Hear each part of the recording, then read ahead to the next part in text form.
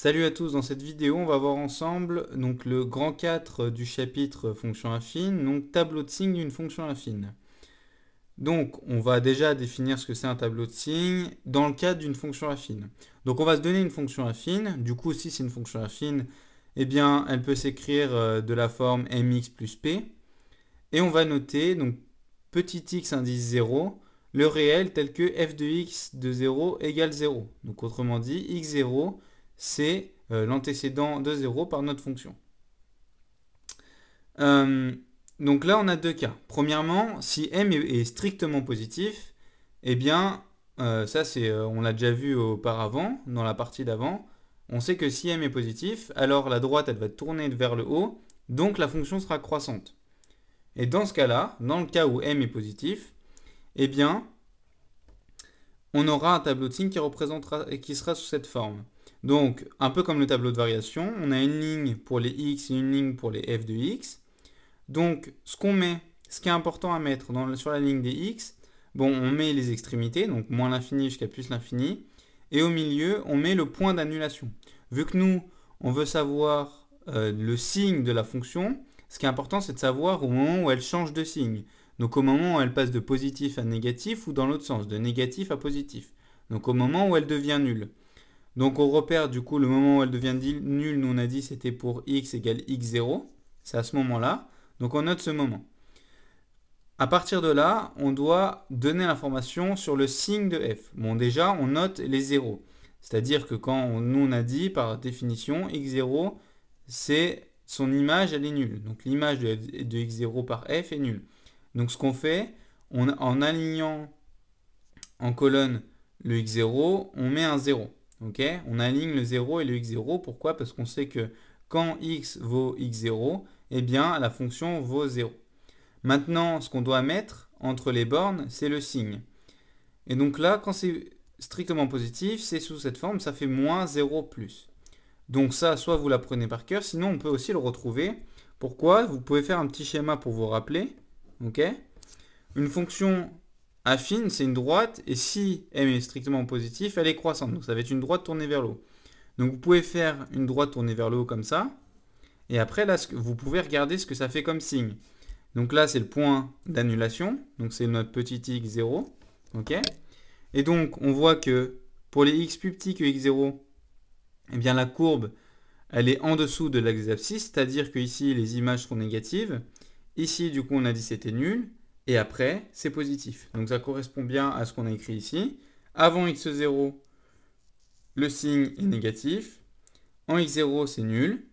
Et entre x0 et plus l'infini, les images sont positives. Ok? Et donc de la même manière, on fait le tableau de signes pour le cas où m est strictement négatif. Dans ce cas-là, la fonction est strictement décroissante sur R. Et du coup, on a le tableau de variation là. Et cette fois, du coup, les signes y changent. Hein, en x0, on met toujours que c'est nul. Et cette fois, ça fait plus 0 moins. Hein, toujours de la même manière. Si vous vous aidez, vous pouvez faire un petit schéma. Okay, pour vous aider sur votre copie, hein, sur votre brouillon. Ça, c'est pas à faire au propre. Vous faites ça. Vous savez que votre courbe, elle est décroissante. Donc, elle va vers le bas. Et donc là, si on regarde, donc ici, c'est toujours le point d'annulation. Donc, c'est toujours le point x0. On voit que avant x0, les images sont positives. En x0, elle est nulle. Et après, c'est négatif. Ok? Donc là, on voit bien dans le schéma, ça correspond bien à ça. De moins l'infini à x0, c'est positif. En x0, c'est nul. Et de x0 à plus l'infini, les images sont négatives. Ok? Donc maintenant, il va falloir faire attention parce que maintenant, on a vu deux types de tableaux. Il ne va pas falloir confondre. Le tableau de variation qui permet d'avoir des informations sur du coup les variations de la fonction, c'est-à-dire savoir si elle est croissante ou décroissante sur certains intervalles. Là, le tableau de signes, ça sert à savoir quand est-ce que la fonction est positive, négative ou nulle. Ok, c'est important, ça ne nous donne pas du tout les mêmes informations. Donc maintenant, on va voir ensemble la méthode à suivre pour dresser un tableau de signes d'une fonction affine. Donc la méthode sera toujours la même. Donc on va prendre l'exemple de la fonction f qui était définie, je vous rappelle, dans les parties d'avant. Donc c'était la fonction définie par 2x moins 2. La première chose à faire, ça sera toujours pareil. La première étape, eh bien, c'est de chercher quand est-ce que notre fonction vaut 0. On avait vu dans le tableau de signes, ce qui est déterminant, bah, c'est de savoir son signe, ou du coup, ce qui est déterminant, c'est de savoir les points d'annulation. D'accord? Donc, on doit trouver les points d'annulation de notre fonction. Donc, on va résoudre l'équation f de x égale à 0. Donc, on va remplacer en premier lieu par son expression. Donc, ça nous donne 2x moins 2 égale à 0. Donc, nous, on doit résoudre cette équation.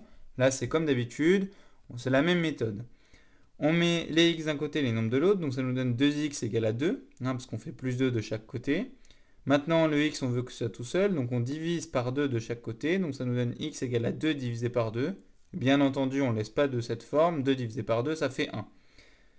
Donc, on sait aussi, d'autre part, que le coefficient directeur de notre fonction, le petit m, il est égal à 2. C'est ce qui est multiplié par le x, donc à côté du x, il y a un 2.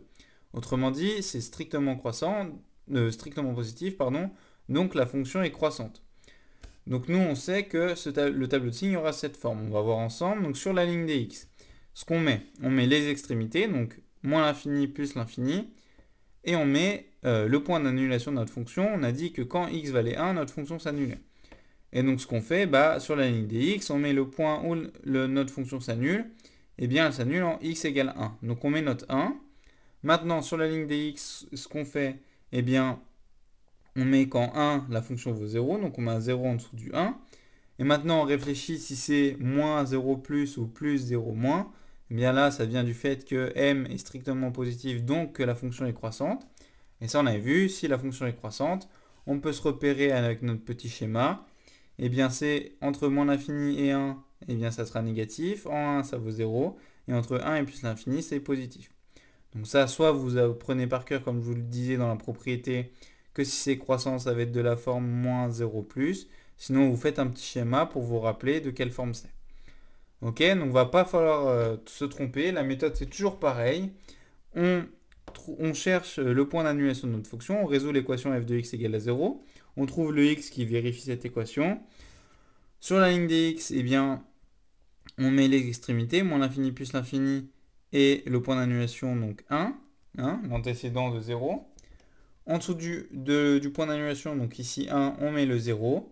Et après, selon le sens de variation de notre fonction, eh bien, ça sera moins 0 plus si elle est croissante, ou plus 0 moins si elle est décroissante.